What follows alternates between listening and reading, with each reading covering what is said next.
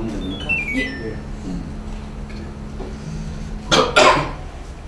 그래서 한 두세 학기 전서부터 우리가 락강의 네 가지 기본 개념을 가지고 하는데 이제 마지막에 도달한 것이 사실은 가장 어렵습니다. 그것이 무엇이냐면은 큰 타자와 그 다음에 소음자 타자 그리고 그것이 대상 요게 사실은 정말 어려워요. 그러면 우리가 정리하면서 한번 그리고 지난 시간에 못했던 대상 아에 대해서 한번 더 나아가 봅시다. 그러면 이제 락강이 이걸 얘기를 했어요. 이 오트르와 오트르. 근데 이 오트르는 영어의 아더입니다. 아더. 다른이라는 형용사예요. 근데 이것을 대문자로 쓰고 하나는 소문자로 썼다 이거지. 그리고 이것을 보통 명사일 때 이 프랑스어의 이 오트르는 타자라는 뜻입니다. 타자. 한마디로 말해서 타자라고 할 때 우리가 여러분들 이런 거 있지 않습니까? 타자 그러면은 이것은 타인과 같은 뜻이다 이렇게 생각을 한다고요. 그런데 엄격하게 말해서 타자는 타인을 포함하는 다른 것입니다. 다른 것이라는 뜻이에요. 다른 것. 요 다른이 훨씬 더 강조가 되는 거죠. 그래서 이 타인이라는 말은 프랑스 말에 오트루이라고 하는 말이 따로 있습니다. 그러니까 요 타자는 일단은 이게 여기 요 소문자 타자 요것을 약자로 A라고 씁니다. 요것을 약자로 대문자 A라고 써요. 그러면 이것과 이것은 어떤 관계에 있느냐 하면은 여기서부터 이제 그 락강이 대상 R을 발견해가는 과정이 있습니다. 요거는 간단히 말씀드리면 제가 그냥 늘 얘기하지만 인칭적 타자예요. 인칭적 타자. 다시 말해서 나와 너의 관계에 있는 타자예요.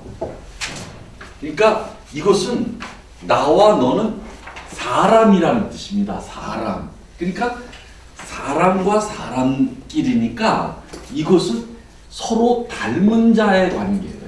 우리는 서로 닮았어요. 닮은 자라 이거죠. 그러면 여기서부터 이제 나오기 시작합니다. 이게. 그러니까 그러면 큰 타자라고 하는 것은 뭐냐? 락강이 처음 얘기하는 것은 이것은 비인칭적 타자예요. 비인칭적 타자. 다시 말해서 사람이 아니라는 얘기죠. 사람이 아닌 타자예요. 이것은. 그러니까 이것은 다른 것이라고 번역해야 돼요. 엄격하게 말하면. 그러면 이 비인칭적 타자라는 것은 무엇이냐 하면은 이것이 오이디푸스 컴플렉스에서 이게 그대로 나옵니다. 무엇이냐면 어머니와 여기 있지 않습니까? 어머니와 나가 이게 이제 나가 바로 요건데 어머니와 내가 특히나 내가 엄마를 사랑하고 욕망하더라 이거예요. 욕망. 어머니를. 그러니까 이때의 어머니는 무엇이냐면은 나와 닮은 자로서 인칭적 관계에 있는 어머니예요. 이건 타자예요. 소문자 타자. 근데 이때 어머니가 내가 어머니를 이거 오이디푸스 구조에서 한번 봅시다. 오이디푸스 구조에서 내가 어머니를 사랑한다고 하니까 엄마가 이놈의 새끼 나오지 말라고 나한테 접근하지 마라. 내 찢지 만지지 마라. 엄마가 딱 그러더라는 거예요. 누구의 이름으로 하면은 아버지의 이름으로. 아버지의 이름으로 내가 엄마에게 접근하는 것을 근친상간 금지시키는 거예요. 이게 금지, 근친상간 금지다 이거죠. 이게 프로이트의 구조입니다. 그러면 이 아버지의 이름은 뭐냐? 아버지의 법. 너는 아버지의 법으로 그거 안 된다라는 거예요. 그러니까 요게 바로 큰 타자입니다. 이름과 법은 사람이 아니에요. 그것은 사람이 아니라 비인칭적 타자예요. 어떤 비인칭적 제3자예요. 비인칭적 제3자. 요게 바로 큰 타자입니다. 그 다음에 두 번째 큰 타자는 무엇이냐면 이 아버지의 이름으로 어머니가 금지 대상이에요.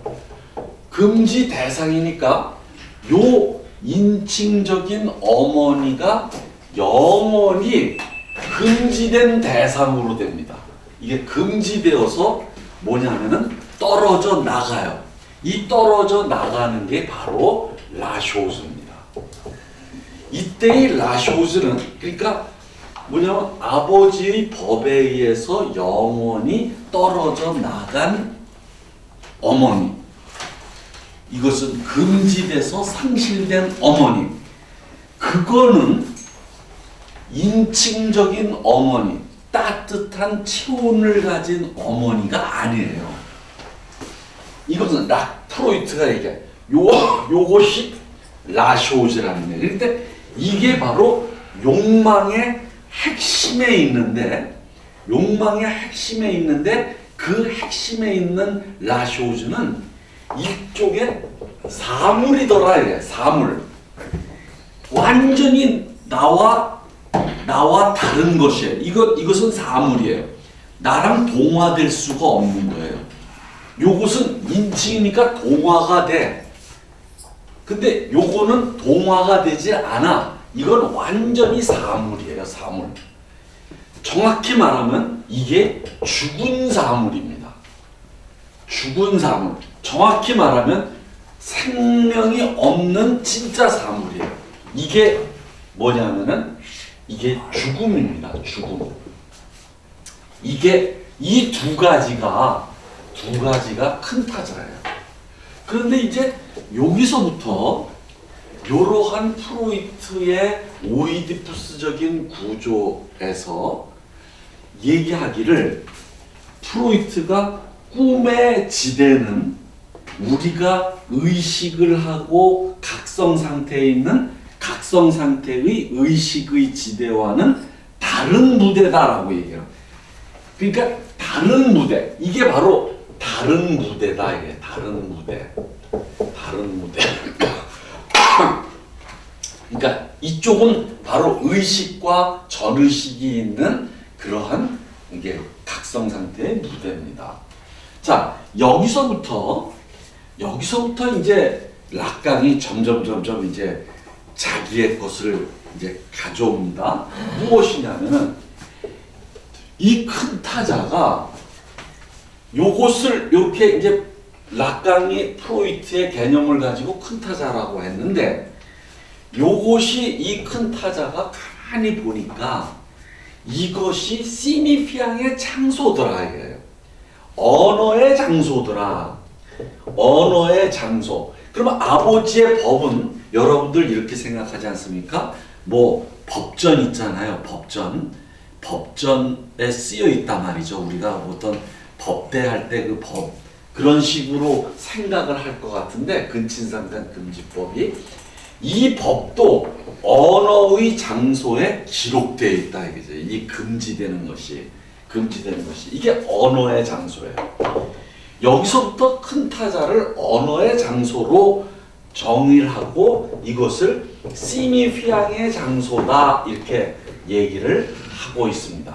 이게 여기서 그와 동시에 요쪽에서 무엇을 발견을 하느냐 하면은 요것이 이제 이것이 상징계입니다.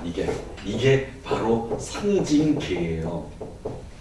상징계인데 근데 또 다른 무엇을 발견을 하느냐 하면은 요쪽에서 이 타자는 일종의 나와 타자는 거울 이미지인데 이게 거울 이미지인데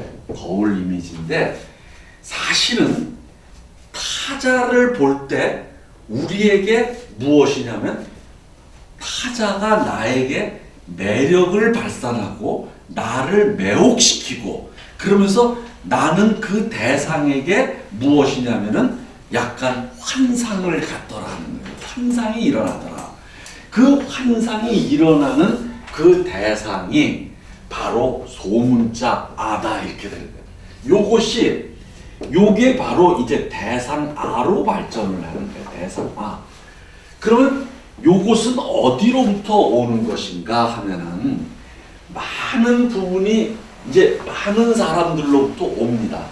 그것이 가장 대표적인 게 프로이트와 멜라니 클라인의 스승이자 프로이트의 제자인 아브라함이 있습니다.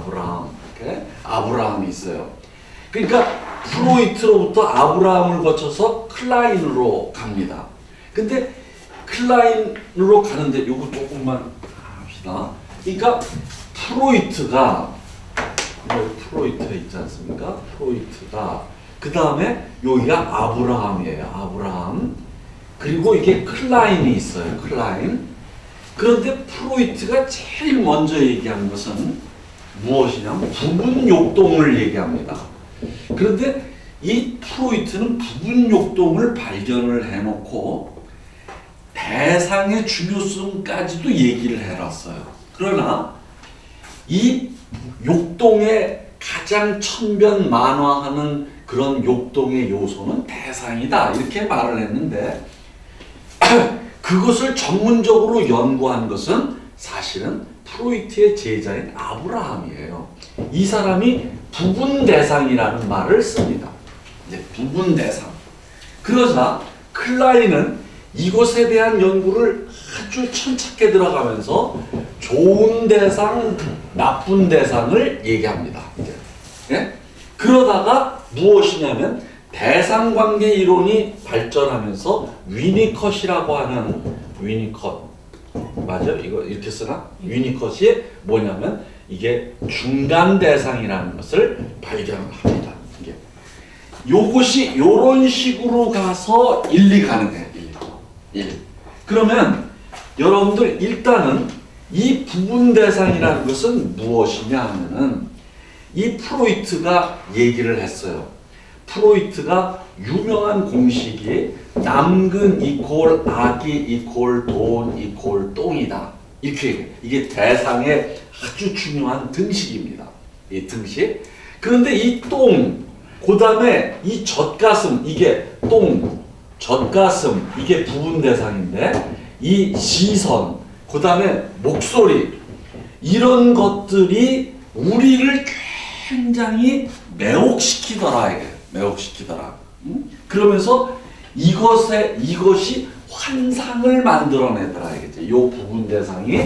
그러면서 이제 클라인에 이르르면 이런 것들이 좋은 대상과 나쁜 대상이 따로 있는 것이 아니라 요것이 어떤 때는 나쁜 대상이고 어떤 때는 좋은 대상이 되면서 이렇게 되더라는 거예요. 그래서 여기서부터 여기까지 이르는 이 과정은 부분 대상에서 대상 아로라고 하는 제 세미나 책에서 이게 나옵니다.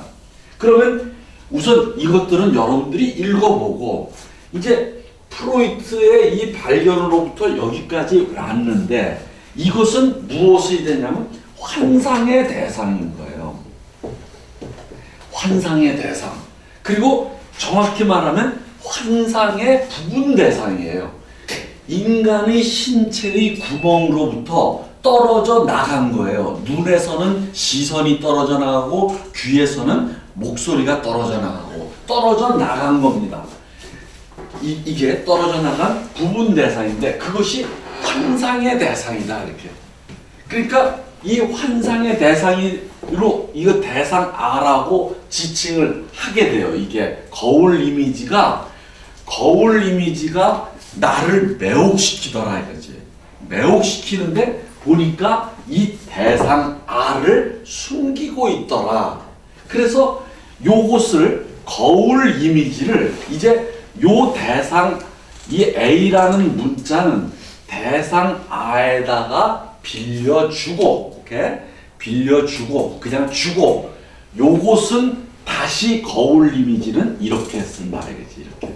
그러니까 거울 이미지 속에 대상 R을 숨기고 있다 이렇게 되는 거예요. 그러면서 요것은 요 대상하는 환상의 대상이고 요것은 욕망의 버팀목이다. 그러니까 욕망이 바로 이 대상 때문에 욕망이 생긴다라는 거 얘기를 하면서 이 욕망의 원인이다 이거지. 이 대상이 바로 이런 식으로 이제 접근을 합니다. 그러면서 이 환상의 공식을 이렇게 얘기를 합니다. 이렇게 환상의 공식을 분열된 주체가 대상과 대상 A와 절단되는 것. 오케이? 그래서 요게 환상이다 이렇게. 그러니까 이게 환상의 공식인데 여기에 절단된 그 부분이 바로 환상이 거기에 충전된다 이렇게 되는 겁니다. 그래서 자 이제 여기서부터 이제 아주 복잡하게 이제 전개가 되는 거예요. 무엇이냐면 우선 여기를 한번 봅시다. 여기에 우리가 4가지 기본 개념이라는 게 여기 다 나와 있습니다. 우선은 요 시니피앙은 주체는 무엇이에요? 자, S1은 반드시 S2를 지향하는데 S1이 S2를 지향할 때 무엇이냐면 주체를 표상하고 주체는 그 두 시니피앙 사이에서 분열된다. 이렇게 되는 거죠. 그러니까 요게 첫 번째 개념인 기호 형식이 되고 시니피앙이 되고 요게 주체라는 개념이 됩니다. 그러니까 기호 형식 주체 그리고 대상 A 그리고 큰 타자 이게 바로 락강의 4가지 기본 개념이다. 이렇게 되는 거예요. 자, 그러면 여기까지는 우리가 이제 다 했어요. 이게. 근데 여기서 여러분들한테 꼭 알아둬야 될 게 지금 여러분들이 이렇게 얘기하는 것이 이것이 표면적인 얘기가 아닙니다. 무엇이냐면 무의식의 지대에 대한 지식이에요. 그러니까 여러분들 있잖아요. 모든 말은 에농세와 그 뒤에 숨어 있는 에농시아시옹으로 갈라진다 이렇게 있지 않습니까? 근데 이 에농시아시옹은 절대 표면에 드러날 수가 없어요. 왜냐하면 요 에농세 바로 뒤에 붙어서 에농세를 발화하는 행위자로서의 투명 인간이기 때문이에요. 말을 하는 투명 인간이에요. 그러니까 이것을 드러내는 순간 이것은 이미 뭐예요? 에농세가 돼버려요. 에농시아시옹은. 그러니까 결국 이것을 못 드러냅니다. 그런데 이 에농시아시옹의 주체가 바로 이렇다라는 거예요. 바로 이렇다. 그러니까 여러분들이 생각하듯이 이게 자아라고 하는 개념 있잖아요. 그러면 이 자아는 구체적입니다. 자아는 구체적이에요. 왜냐하면 거울에 비친 자기 자신의 이미지를 동일시해서 자아가 형성이 되는 거거든요. 거울에 비친 육체의 이미지를 동일시를 통해서 자아가 형성이 돼요. 따라서 이것은 구체적으로 뭐냐면 볼 수 있고 잡을 수가 있어요. 그러니까 나의 자아는 생각보다는 구체적이에요. 그러나 이것은 투명한 데다가 두 번째 무의식입니다. 우리가 의식할 수가 없어요. 근데 그 무의식의 주체이면서 그것이 말하는 주체인 이 주체는 이러한 공식으로 움직인다는 거예요. 그러니까 여러분들이 이게 도대체가 이해가 안 가지. 그리고 동시에 이쪽으로 와서 그러니까 무형의 주체가 대상과 이렇게 절단되어 있다. 지금 여러분들 이것은 마치 그 공상과학 영화를 생각하시면 됩니다. 공상과학 영화. 그러니까 아주 뭐라니까 투명하면서 서로가 그러면서 뭐가 형태가 있으면서 뭔가가 잡히는 그런 영화들이 많은데 딱 이렇게 예를 들 수 없습니다. 그러니까 뭐 우주선이 왔을 때 투명한 것이 뭔가 이렇게 하는데 막 떠다니고, 그 다음에 슈퍼맨도 마찬가지죠. 슈퍼맨도 뭔가를 뭐 저기 북극지방에서 뭘 던지니까 막 건물이 생기면서 그것이 막 투명한 공간에 가 있는데 그 건물이 있어요. 마치 그런 거와 같은 거예요, 여기가. 자, 여기까지 이제 됐습니다.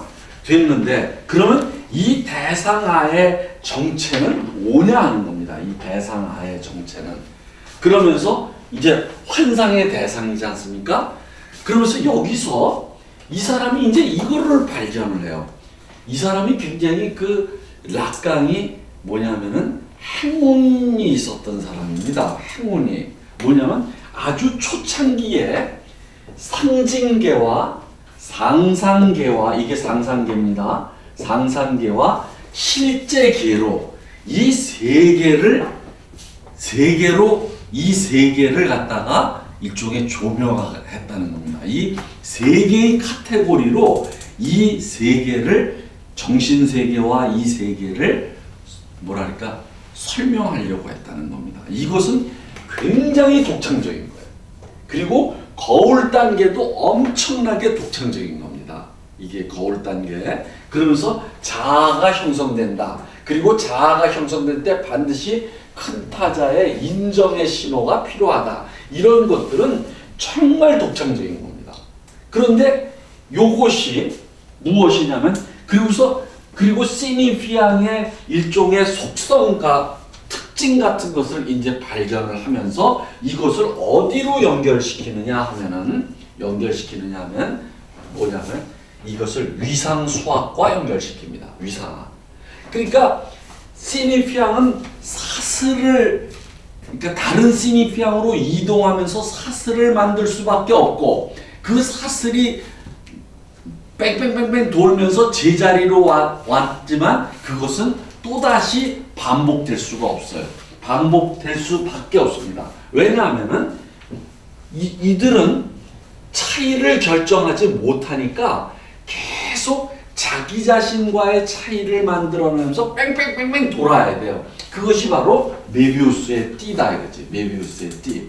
그래서 이 사람이 위상수학으로 이 시니피앙과 대상 아와의 관계를 그림으로 그려냅니다.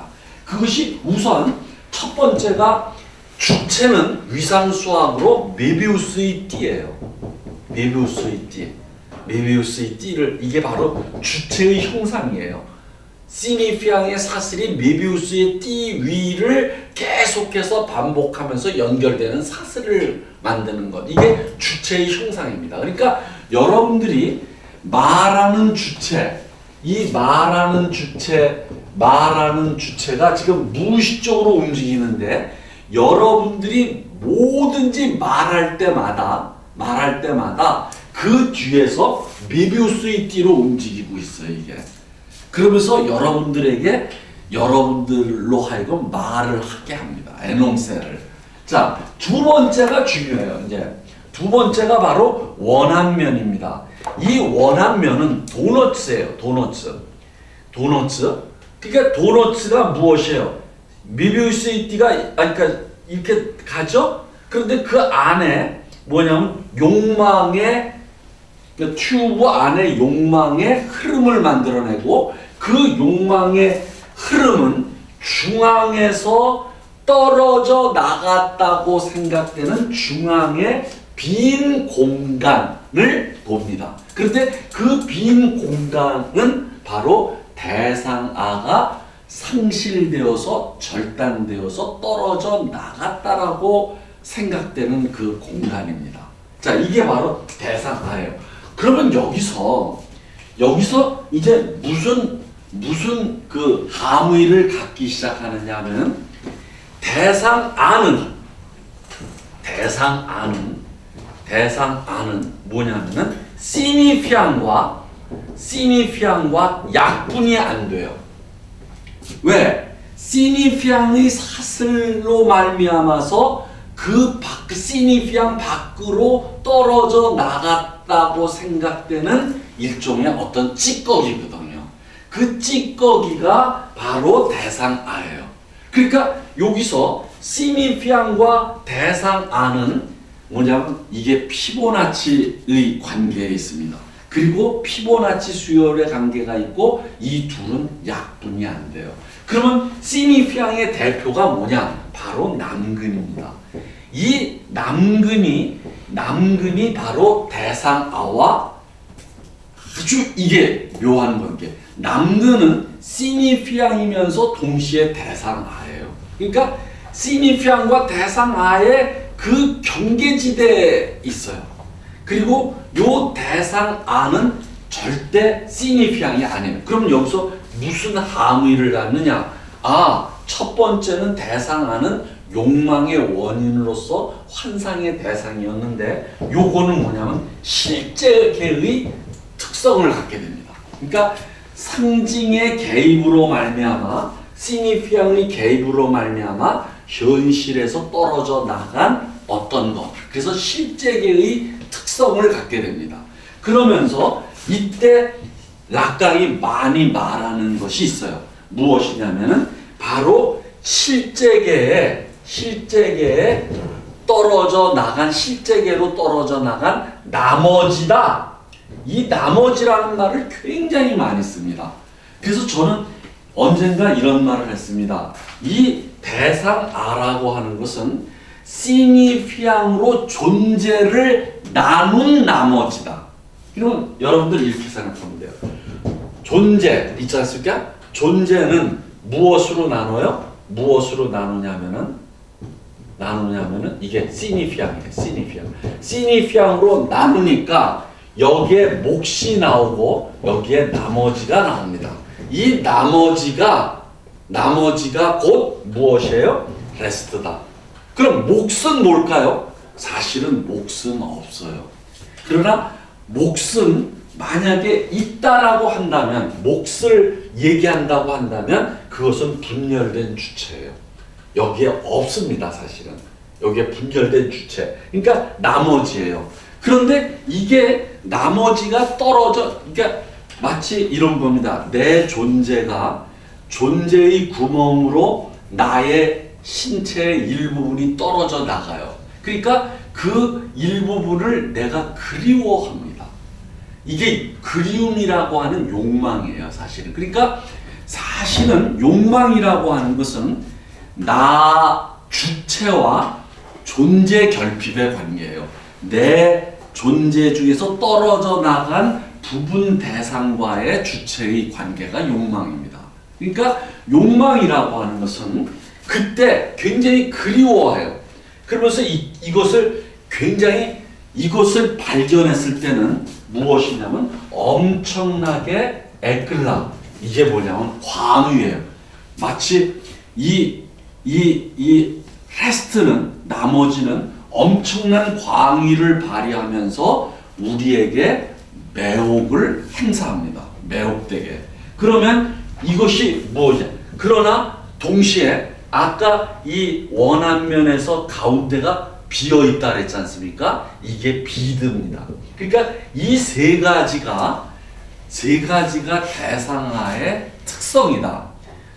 시니피앙으로 나머지고, 그 다음에 광위와 파편이고, 광위를 발휘하는 거고, 그 다음에 여기서 공이다 이거지. 공백이다 이거지. 이것을 무엇인지 찾을 수가 없다 하는 겁니다. 자, 여기서 이제 요러면서 계속해서 1950, 60년대에 락강이 엄청난 것을 이제 계속해서 히트를 칩니다.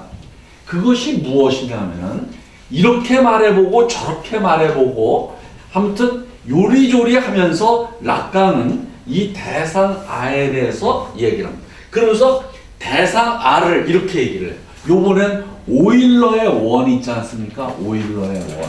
네? 오일러의 원. 그럼 뭐냐면 이것도 기발한 겁니다. 기발해요. 그러니까 이쪽이 존재예요.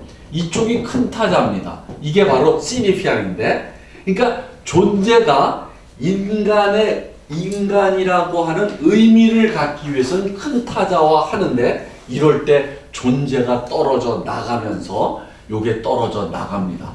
떨어져 나가면서 이게 접힙니다. 이게 접혀 들어가요. 요게 떨어져 나가요. 완전히 떨어져 나갑니다. 이게. 그러면 요 접혀 들어간 존재가 떨어져 나갔을 때, 다시 말해서 지갑을 내놔라, 그렇지 않으면 죽인다 할 때 지갑을 줘야지 목숨을 부지하니까 목숨을 부지하기 위해서 지갑을 줬는데 이상하게 지갑이 떨어져 나간 어떤 허전함이 생기는 거예요. 그것이 바로 여기가 요 떨어져 나간 요게 귀퉁이가 접힌 삶이에요. 요게 바로 주체의 소외예요. 주체의 소외. 그리고 여기서 대상아가 분리됩니다. 분리. 요때는 분리라는 얘기로 이제 얘기를 해요.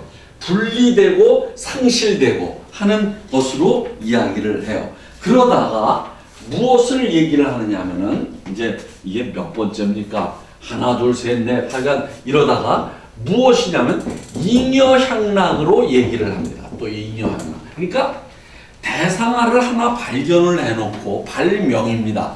발명을 해놓고 요렇게 얘기하고 저렇게 얘기하고 하는 거예요. 그러면서 잉여향락은 무엇이냐면은 이게 마크스의 잉여 가치에서 가져온 건데, 여러분들이 꼭 생각해야 될 것은 여기서 딱 하나예요. 잉여향락은 아주 일종의 보너스로서 생기는 향락이 아니라 오히려 향락의 실패의 상징으로서의 잉여향락이라는 겁니다.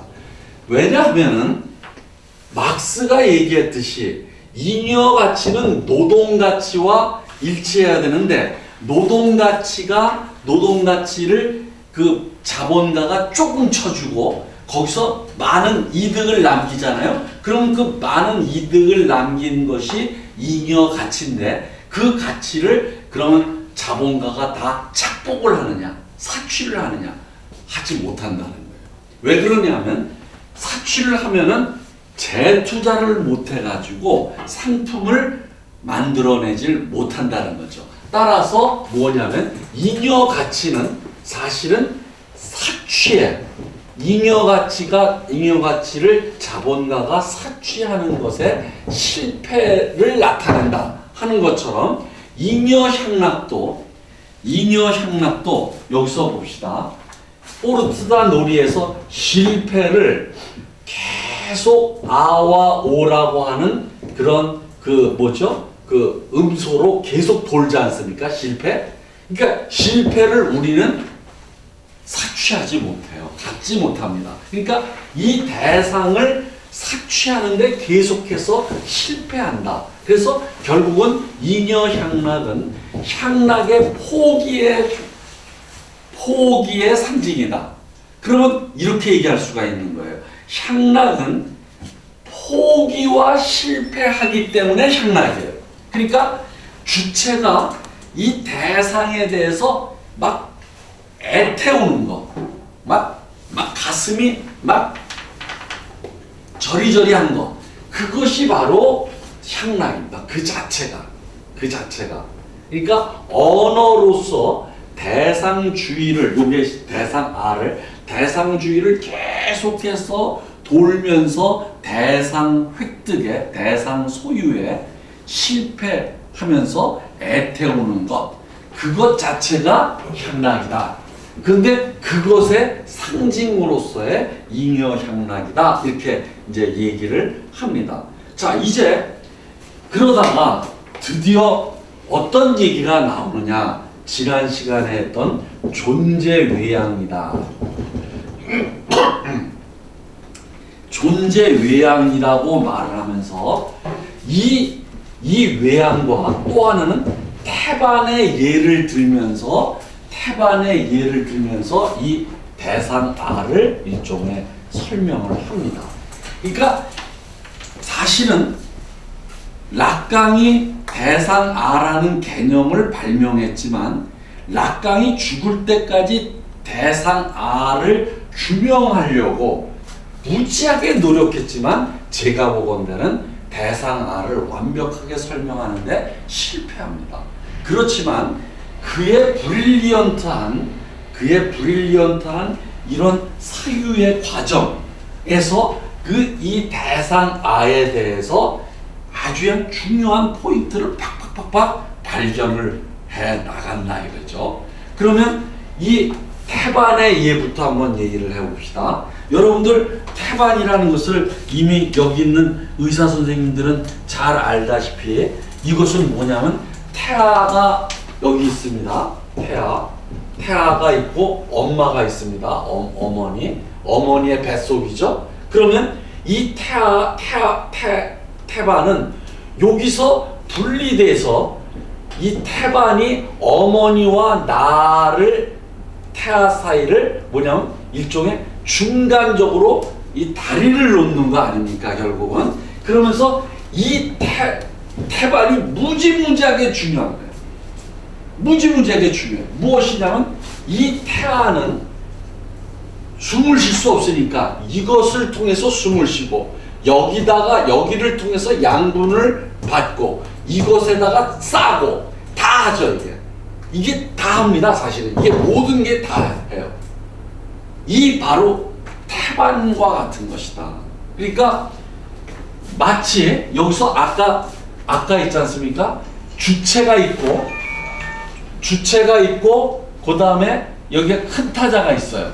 큰 타자가 있습니다. 큰 타자. 그런데 여기가 바로 태반이에요. 그러니까 뭐냐면 태아와 어머니를 연결해주는 것. 그거와 마찬가지로 주체와 큰 타자를 연결해주는 어떤 것이에요. 태반과 같은 거예요. 이게 바로 대상아다라는 거예요. 대상아. 그러니까 큰 타자와 주체의 공통된 부분이에요. 아주 쉽게 얘기를 한다면. 그러나 공통된 부분이라고 하기에는 너무 어마어마한 가치를 갖고 있는 거예요. 그러니까 이 뭐냐면 이 태반으로서의 대상아는 큰 타자의 환유적 대상이면서 주체의 환유적 대상이에요. 그러나 그 환유적 대상은 부분과 전체를 가리키는 그 관계를 훨씬 넘어서서 오히려 전체보다도 더 중요해요. 이게. 오케이? 그러한 어떤 것이다. 이게. 그런데 이 존재 외양이라는 건 이번엔 또 어떤 것을 가져왔느냐. 존재 외양이요. 그러면 이제 점점 이제 부기 이론으로 넘어가는데 자 이제 여기 봅시다. 이건 다 했으니까 존재 외양이 존재가 있습니다. 외양이에요. 외양이라는 단어가 이게 쌍블랑이에요.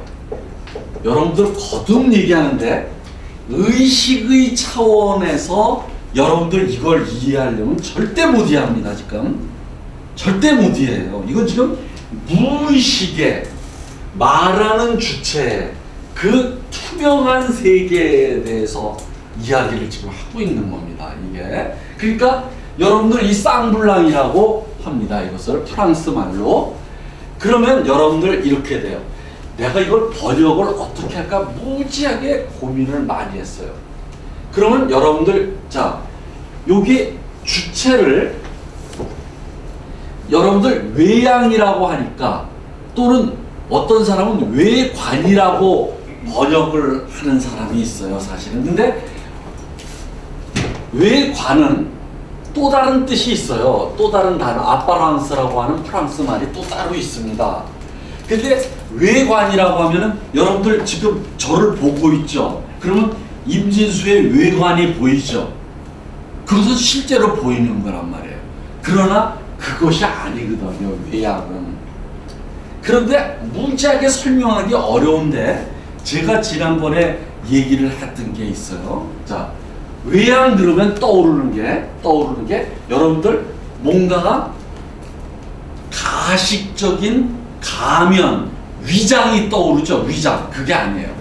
자, 우선 여러분들이 이 쌍블랑이라는 말에 포쌍블랑이라는 게 있습니다. 포쌍블랑. 이 쌍블랑이라는 단어는 아주 뭐라고 할까? 저기에 하게 쓰여요. 뭐냐면은 그 용법이 몇 개가 안 돼요. 그 중에 하나가 프랑스 말의 포쌍블랑이에요. 그것은 뭐냐면 가식적인 위장을 하는 거. 가장이에요. 가장. 이게 가장이에요. 그러니까 가식적으로 가짜로 꾸미는 장식. 가장이에요. 가장. 그러니까 그러면 이 가장이라는 말은 무엇을 전제하고 있느냐면 이것이 가장하는 본질과 알맹이가 전제되어 있는 겁니다. 그죠? 본질과 알맹이. 그러나 이거는 외양은 본질과 아무런 관련이 없어요. 아무런 관련이 없습니다. 그리고 또 하나가 이 단어가 외양이라는 쌍블랑이라는 단어가 요것으로 많이 써요. 프랑스 말로 페르 쌍블랑트예요. 페르 쌍블랑트. 그러면 뭐냐면 드이야 요것이 A라고 합시다. 요것이 B라고 합시다. 비인체하다예요. 비인체하다. 그래서 제가 요게 순우리말이에요. 그런데 요 체하다는 반드시 요 앞에서 무언가가 꾸미는 것이 있어야만 역할을 하는 일종의 약간 어미이면서 어미가 아니라 뭔가 관형사가 꾸밀 때 약간 뭐냐면 실사구시를 해요. 실사구시를. 그래서 이 체가 나는 가장 적절한 번역어라고 생각합니다. 쌍블랑은 체가 체. 그런데 이 체가 그럼 여러분들 이것이 없잖아요. 비인체하다 때 비인이라고 하는 요것이 관형사적인 건데 이것이 없을 때는 체하다 그러면 뭐예요? 내가 지금 샌드위치를 먹었는데 체한 것 같아. 이건 한자어입니다. 근데 이것은 그게 아니라는 거죠.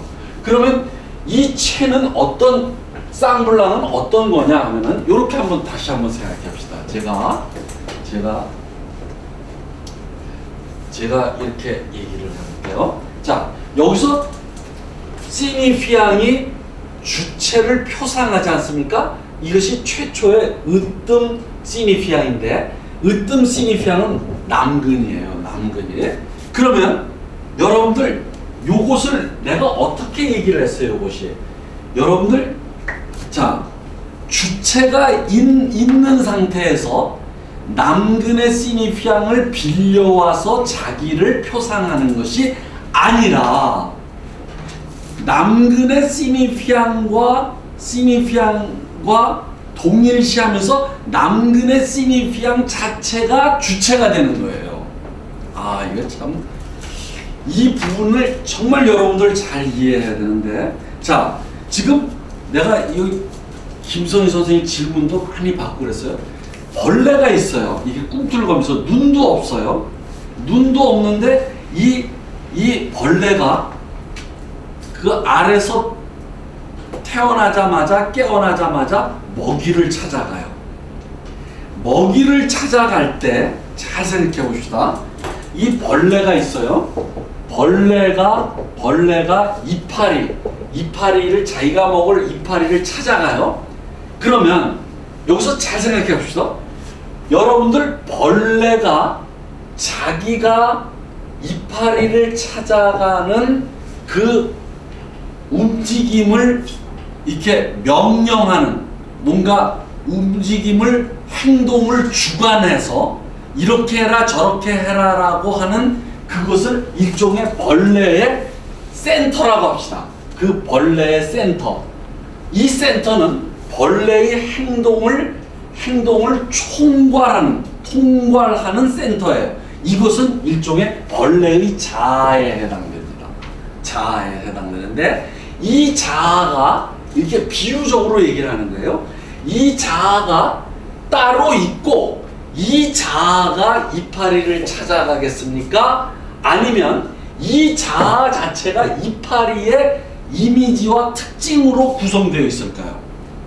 여러분들 그거를 잘 생각하셔야 돼요. 그러니까 자아가 따로 있고 자아의 기억 속에 이미 자기가 먹을거리인 이파리라고 하는 이미지가 그 기억 속에 그 담겨 있어서 자아가 그 이파리를 찾아가는 것이 아니라 이 자아 자체가, 벌레의 자아 자체가 이파리의 이미지와의 동일시로 이미지로 구성되어 있다는 거예요. 여러분들 요것을 정말 잘 알아야 돼요. 그러니까 남근의 시니피앙이 주체를 표상한다라고 하는 것은 주체가 따로 있고 남근의 시니피앙을 빌려와서 주체를 표상하는 게 아니라 남근의 시니피앙을 동일시해서 가져왔어요. 동일시 해가지고 이때 이게 바로 주체예요. 그러니까 주체와 남근의 시니피앙은 사실은 동일시에 의해서 같은 거예요. 내가 이것을 여러 차례 얘기하는데 그 다음에 주체의 분열 있지 않습니까? 이 주체의 분열도 주체가 실체가 있어서 둘로 나눠지는 게 아니라 요 시니피앙에서 시니피앙 2로 갈 때 잘 보십시오. 남근의 시니피앙에 의해서 이게 주체가 딱 저기가 됐어요. 표상이 됐어요. 그래서 주체가 남근이 됐어요. 오케이? 그런데 이 시니피앙이 이쪽으로 가버려. 차이를 위해서 가버리니까 어떻게 돼요? 무주공산이 되는 거예요. 그러니까 주체는 표상되는 순간 다른 데로 가버려요. 다른 곳으로 가버려요. 그러니까 결국은 이 주체는 그냥 영원한 분열 그 자체. 그래서 제가 횡선, 빗금 그 자체가 주체다. 이런 걸 얘기했잖아요. 여기서 두 가지를 알아야 됩니다. 하나가 남근의 시니피앙이 곧 주체예요. 동일시에. 외양이 바로 그런 겁니다. 그러니까 외양이라고 하는 것은 무엇이냐면은 인간의 주체가 주체로서 나타날 때 동일시 해가지고 자기 모습을 띠는 거예요. 그러니까 자기 모습이 원래는 없었어요. 근데 이 외양의 동일시를 통해서 가지고 오면서 그게 바로 나의 모습이 되는 거예요. 그게 바로 나의 모습이 돼버려요. 이게 그렇다면 그럼 모든 사람들의 주체는 같겠네요? 같아요. 일단은 사실은 모든 주체는 동일하다라고 얘기할 수 있어요. 주체는 원래 단수입니다. 상징적 주체는. 그런데 그것이 주체의 역사에 따라서 어떤 대상아가 이 사람에게 주로 표상의 가치를 갖느냐 이런 것이 좀 달라질 뿐입니다. 됐어요? 그러면 이제 된 거예요. 외양이라고 하는 것은 그러니까 존재가 있어서 존재에 쓰는 일종의 외관이 아니라 상실된 일종의 아까 상실됐잖아요. 상실된 존재 자체가 모습을 띠면서 나타나면서 그것 자체가 이렇게 되는 거예요. 거기서 드는 그 동격입니까? 그렇지. 오케이. 동격이요. 동일시니까 동격이지 당연히. 그러니까 이것이 쌍블랑. 그러니까 쌍블랑은 1차적으로 시니피앙과 같은 거예요. 그러니까 여기서 시니피앙과 같아요. 그러나 외양은 시니피앙이지만 시니피앙이 모두 다 외양은 아니에요. 그런데 락강은 지금 여기서 외양에다가 대상 R을 더 넣은 거죠. 그러니까 아까 얘기했지 않습니까? 무엇과 무엇은 피보나치 수열의 관계예요. 남근의 시니피앙과 대상 R. 이 둘이 다 외양이라는 거예요. 이게 존재 외양이다. 그러니까 그러면 이것은 무엇과 관련을 하느냐? 본질과 관련을 하는 게 아니라 이 외양은 진실과 관련을 가져요. 진실과 관계를 갖고 실제와 관계를 갖게 돼요. 오케이? 실제와. 그러니까 완전히 달라지는 것이죠. 그래서 이게 그러니까 진실과 외양. 그러니까 바로 진실이라고 하는 것은 외양을 갖지 않으면 진실이 없어요. 그런데 외양에 의해서 드러나는 순간 진실과 외양은 약간 변주법적인 관계가 돼요. 묘한 거예요. 이게 본질과는 어떤 관계예요? 그러니까 본질은 실체가 있는 거죠. 그러니까 본질은 실체입니다, 이거는. 근데 실체인데 이건 실체예요. 근데 이거는 실체가 아니라 아까도 말했지만 이 어떤 체예요, 체. 그러니까 또는 이미테이션. 예. 또는 이렇게 하면 어떨까요? 이 체화 그러면 이거 육체의 체자가 되거든. 아니 모르겠어요. 근데 이것을 말하기가 무지하게 어렵습니다. 그러니까 여러분들에게 지난 시간에 굉장히 이것을 하려고, 그러니까 태반과 외양에다가 이제 이거를 합니다. 그러니까 결국은 굉장히 중요한 최초의, 그러니까 이것을 이제 얘기하기 시작했어요. 그러다가 70년대에 들어서서 드디어 보로메오의 매듭의 쐐기점에다가 이 대상화를 위치시키기 시작해요. 그러면 지금까지는, 자, 보로메오의 이전까지는 무엇이었어요? 이 전체가 분리 또는 아까 절단, 시니피앙의 도입에 의해서 시니피앙 밖으로 절단된 거, 떨어져 나간 거, 상실된 거, 실제계의 함의도 갖고 그 실제계의 함의를 갖는 것에 대한 환상, 이렇게 상상, 이런 것으로 설명을 했었는데, 이제는 태반이 나오면서 어떻게 되느냐, 이렇게 돼요. 보로메오의 매듭은 잘 보셔야 됩니다. 보로메오의 매듭은 두 개씩 하나의 링 자체가 무엇이냐면 독립되어 있어요. 그러니까 여러분들 하나의 링 위에 또 다른 링은 그냥 얹혀져 있어요. 그런데 얹혀져 있는데 세 번째 링이 오면서 내가 여기 봅시다. 요 A라는 링, 이게 근데 거기에 이것이 얹혀져 있어요. 그러니까 A라는 링이 B라는 링의 링 밑에 있어요, 이렇게. 그런데 C라는 링이 오면서 이 A는 C 밑으로 들어가고 C는 다시 무엇이에요? A 밑으로 들어간다, 이렇게 되는 거예요. 그러니까 이게 이상하게 하나의 매듭이 돼버려요. 한번 잘 생각해 보십시오. 내가 오늘 가져오려다가 안 가져왔는데, 제가 보로메오의 가문을 여행을 한번 했거든요. 거기서 이렇게 문장을 제가 하나 사왔어요. 근데 이렇게 돼요. 자, 그런데 잘 봅시다. 그러면 여기에다가 A를 이제 대치를 하는 거예요. 그건 무엇이냐면은 지금까지는 시니피앙 상징계로부터 절단된 A, 그지? 대상 A, 상징계와 대상 R을 절단의 관계에서 설명을 했단 말이죠. 이게 이렇게 절단의 관계에서. 그 다음에 원한면도 그렇고 여기 오일러의 원에서도 A의 분리 이렇게 됐단 말이에요.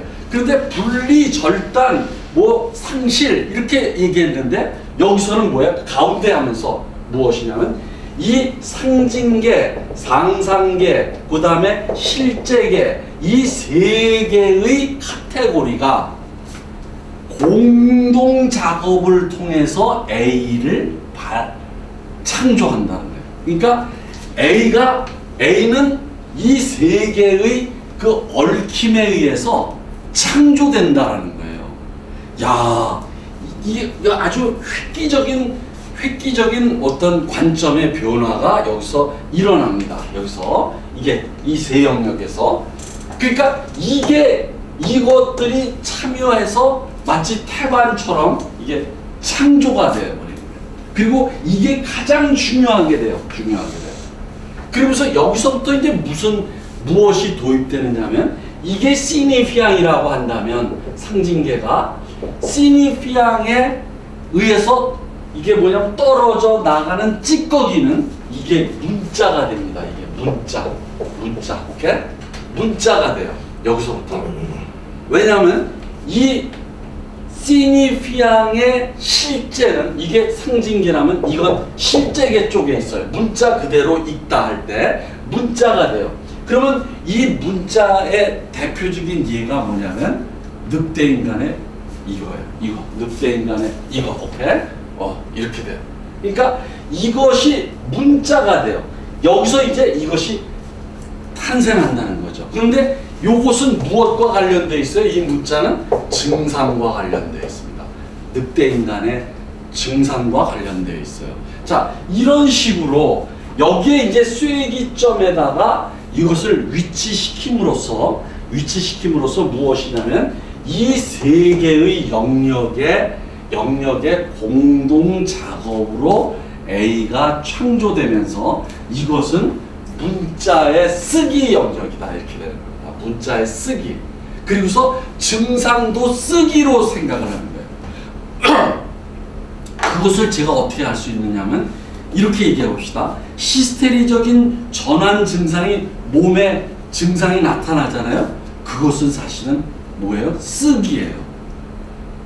무엇이냐면 여러분들 아까 프로이트가 이렇게 얘기했죠. 히스테리적 전환 증상에서 누구예요? 뭐냐면 히스테리증자는 말로 할 수 없으니까 증상으로 말하는 것이다. 근데 증상은 신체에 나타나는 것인데 신체가 말을 해요. 그러면 그 신체에 나타난 그 증상의 말은 뭡니까? 이게 쓰기지.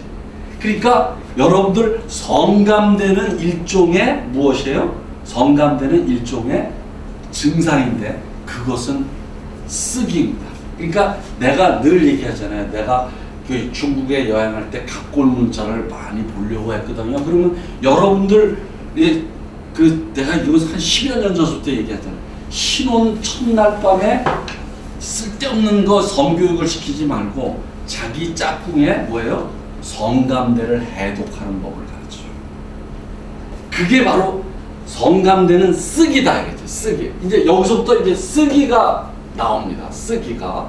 그러면서 모든 것을 쓰기의 입장에서 설명합니다. 뭐 우연은 뭐냐면 뭐 써지는 것을 써지지 않는 것을 멈추는 것. 그다음에 뭐 불가능 이게 쫙 나오잖아요. 이제부터 쓰기를 통해서 얘기를 하고 요것을 중심으로 이제 증상도 여기에와 관련을 맺습니다. 그러면서 증상인이라는 그러한 이제 신조어를 만듭니다.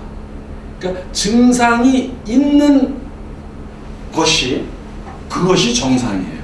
증상이 없으면 그것은 파라노이아가 되는 것이죠. 자, 이렇게 해서 우리가 오늘 아주 빠른 시간 내에 사실은 4가지 개념의 그걸 대충 훑으면서 그리고 마지막에는 대상화에 집중을 해가지고 보로메오의 매듭까지 왔습니다. 그리고 설명을 했는데 이거는 끝이 없는 그러한 물어봐. 성불란 덱트를 관계해서 분석자의 담화 잠깐만 설명해. 분석자의 담화는 사실은 분석자의 담화는 어디에 위치하냐면 여기에 위치해 있어. 여기가 4가지 담화가 이 시기야. 이 시기. 오케이? 그러니까 이 시기와 이 시기는 벌써 많은 차이가 있고 이쪽은 여기서부터 훨씬 발전된 논리이기 때문에 이것과 이것의 관계를 얘기해야 되겠지만 아무튼 이거는 이것과 분석자의 담화와 이것을 갖다가 연결시키는 것은 시비가 좀 안 만든다. 이것은 잉여향락에 관한 것이다. 됐습니까? 아이고 그동안 여러분들 수고가 많았는데 여러분들 그러니까 다음 학기에도 계속해서 보로메오의 매듭을 가지고 4가지 개념을 가지고 계속되는 것은 여전할 겁니다. 우리 다음 학기를 한번 기대해 봅시다. 오늘은 여기까지 합시다. 학생이 완전 1시간